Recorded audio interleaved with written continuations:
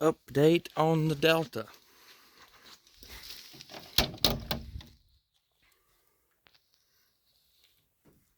All the electronics that are not necessary for the Mazda have been removed.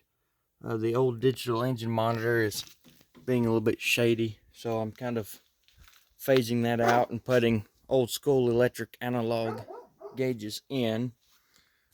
Got the air box done, as all it does is block off the fresh ram air, suck heated air into here, and it take off power if it needs some more air. It can draw a little bit more air if this is slightly inadequate, but with the fixed pitch prop I think it'll be fine.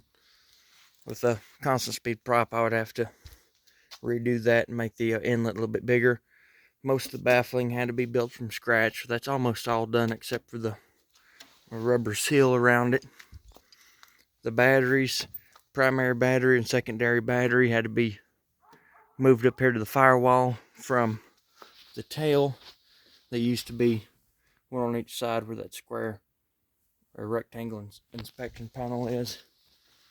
They had to be moved forward for weight and balance because we lost about 30 pounds off the empty weight of the airplane, mostly in the nose, with the Lycoming over the Mazda. The heat muffs are done. There's 2 of them. This is the collector for the heat muffs, so there'll be 2 heat muffs go into here, and then it will go to the carburetor air box and the cabin air box. In here will be an electric 100 watt 8 amp 12 volt heater to help the cabin heat a little bit. I've got to clean up all the organized chaos in here, but no vacuum pump yet. I don't know if it will clear, but for now we still have the good old-fashioned Venturi that works all the time. I have a new landing gear mod that one of the Delta builders has designed that removes the sharp 2-inch radius where it comes out of the wheel well there, and that is replaced with the CNC cast piece to eliminate the problem of possible gear failure due to that spring steel work hardening and fatiguing at that 2-inch radius. All the air inlets, the fresh air inlets for the cabin, as well as the carburetor heat and the cabin heat, have screens in them to keep the critters out. This is the alternator off the Mazda because it's 60 amp and it's lightweight, readily available. Automotive plugs and wires. These are like triple insulated and they're not going to come off very easily, so that's not a problem. These had to have 9-degree fittings to clear the cowling. I already said the batteries had to be moved. I had to make the engine mount from scratch. So it was quite a project, but it was a nice flying airplane before, and it will be a very nice flying airplane when it's done. The cowling is in the building over there. It's probably a little more than 3/4 of the way done. The deal with the leading edge here is that this leading edge was slightly thinner than the right wing.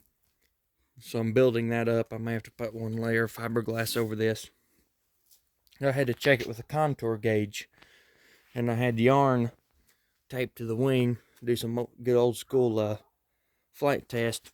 And the stall, instead of starting at the rear of the wing, flow separation was actually starting around about in here at the leading edge.